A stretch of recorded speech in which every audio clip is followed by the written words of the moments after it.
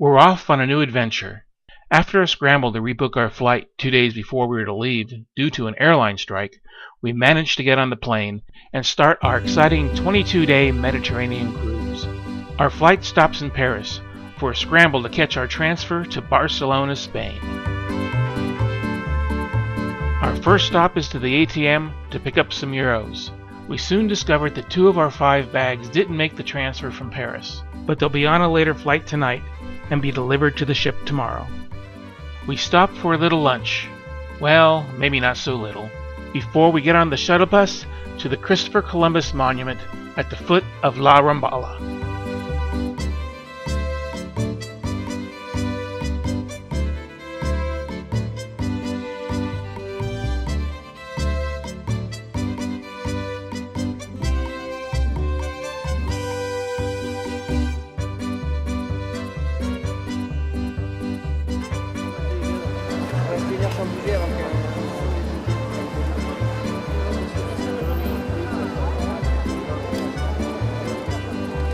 You have to give them some money too. How much do you give them?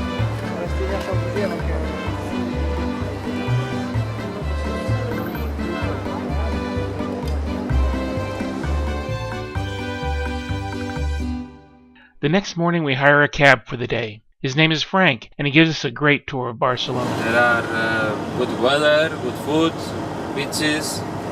The big mountains for ski is near, only 2 hours by car. Do you get humidity here? Yes, that's the problem. For the summer is hard. After a quick tour of some of the sites around the 1992 Olympic Village, we stop at La Sagrada Familia. But every site is very different. How beautiful. There's a tree with birds in the tree. Yes, the tree represents the freedom. And all the fruit at the top The of fruits each steeple. represent the different seasons for the fruits of the year. Different seasons. That is beautiful. It's a colossal undertaking, designed by Antoni Gaudi. It was started in 1882 and won't be finished for another 30 to 80 years. In total 18 towers. 18. This is the Holy Family, okay? That's the name of the church.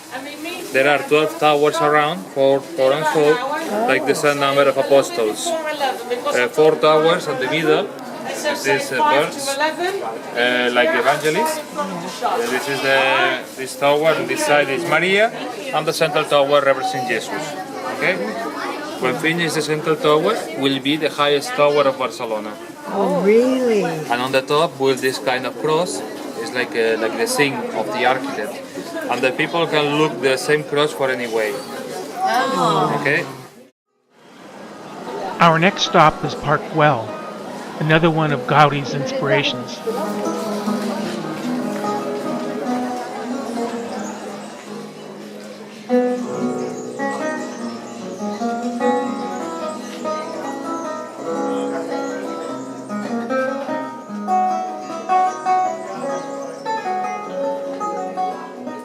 The organic design of the arches are supposed to represent trees, with the holes being bird nests. The park was originally a commercially unsuccessful housing site, the idea of Count Elusby Güell, after whom the park was named.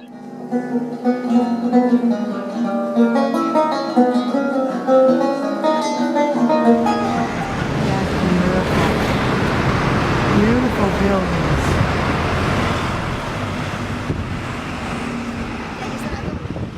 This is Gaudi's La Pradera, meaning stone quarry, where everything inside and out is curved and undulated.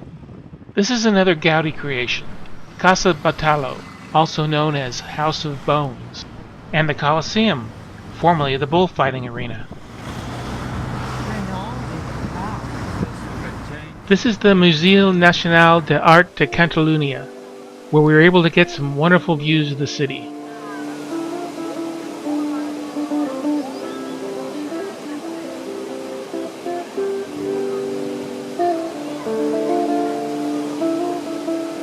Just beyond those columns is the Magic Fountain, where Frank said there'd be a wonderful display this evening. Frank took us on a shortcut through some pedestrian walkways before getting to the Mercat de Boqueria, one of the largest markets in Spain.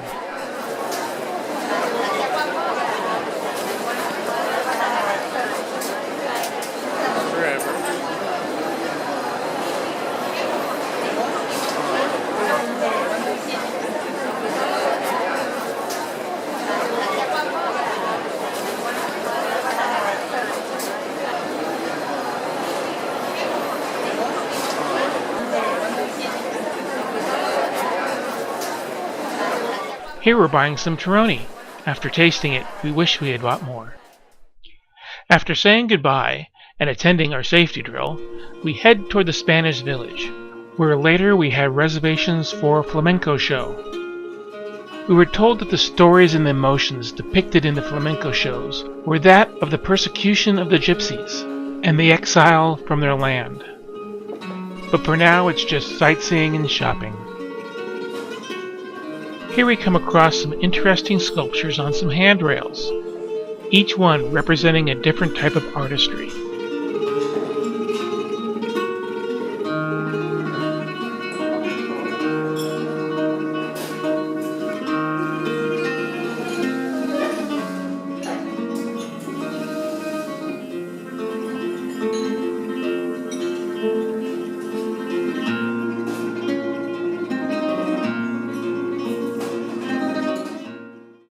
Our flamenco show is at El de Tablo de Carmen and comes with a variety of tapas and sangria.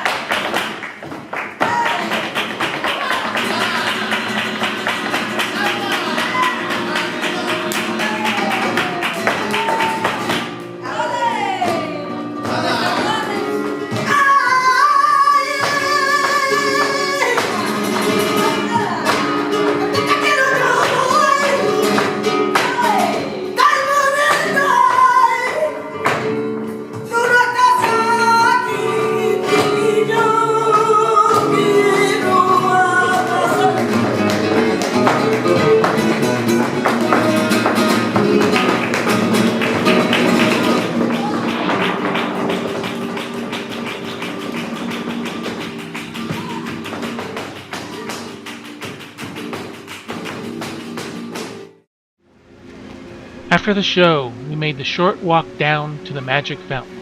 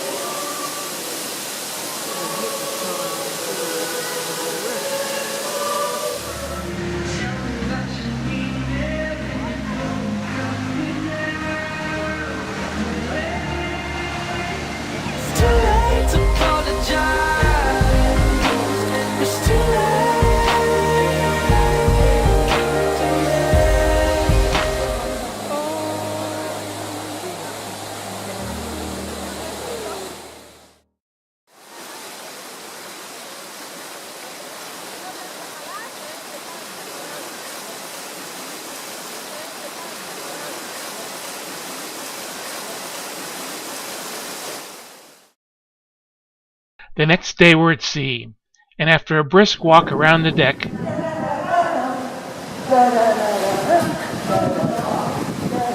we settle in and review our plans for the rest of the trip.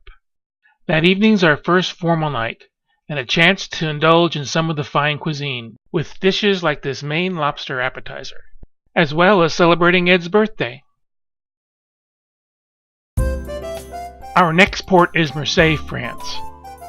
Deciding there was more to see in the small towns of the Provence region of France, we booked a private tour, and Chris, our driver, meets us bright and early at the dock.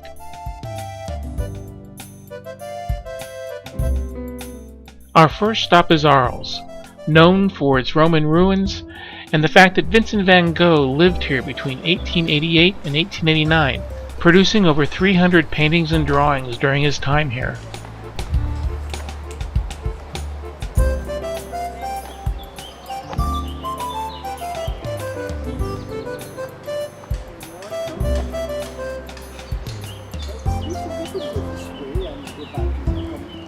The Colosseum here is in remarkably good condition, and is still being used.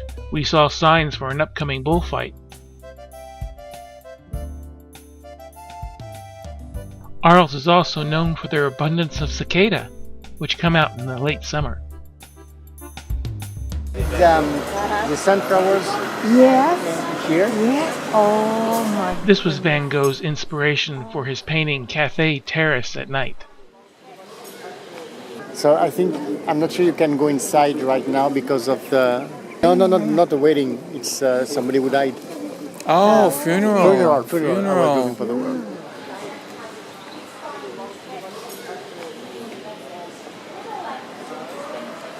The Roman amphitheater here is also still in use for plays and other public events. I love to hear this. The Bon, French language. It's donc, so...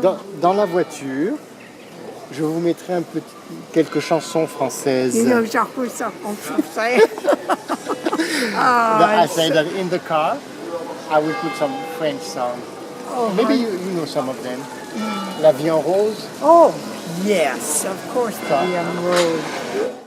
Dès que je l'aperçois, alors je sens en moi mon cœur qui bat. La, la, la, la, la, la, la, la, la, mon cœur qui bat. Just outside Les Baux, we visited Carrières de Luminaire, an old bauxite quarry, where they project animated images of famous artists. The featured artist while we were there was Gustav Clement from Austria. Oh, it looks beautiful. Look at, watching the camera.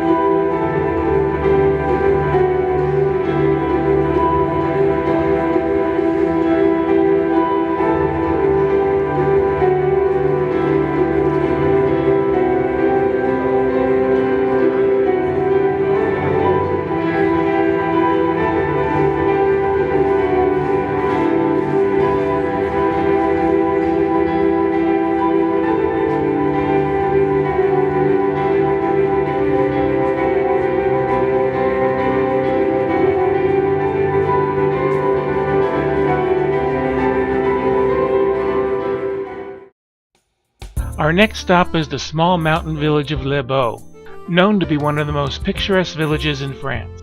Now primarily catering to the tourist trade, it still had a very unique charm. After having a light lunch with some cheese sandwiches on some nice panini bread, we wandered around.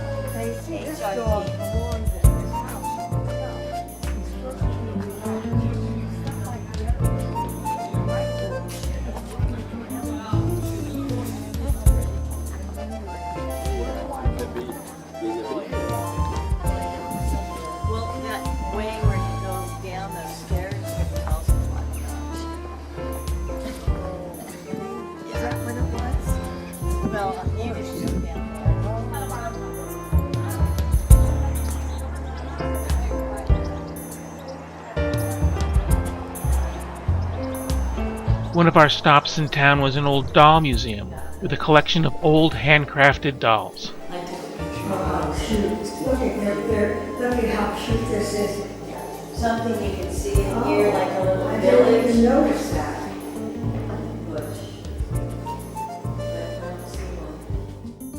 After a quick rest from all the steep walking, we were on the road again, this time for a photo stop at some old Roman ruins just outside of Saint Remy de Provence.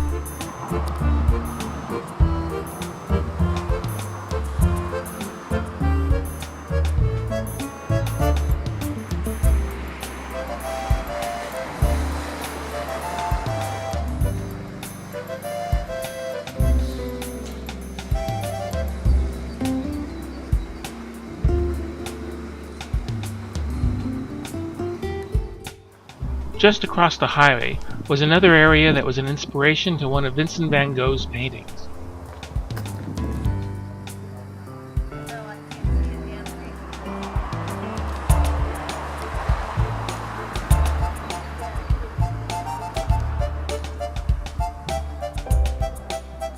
With one last stop in Saint Remy de Provence, with most of the shops closed on Mondays, we took the 1-hour drive back to Marseille. Back on the ship, we were greeted with a sail-away snack bar with local cheese, breads, and olives. Tomorrow we'll be waking up in Monte Carlo.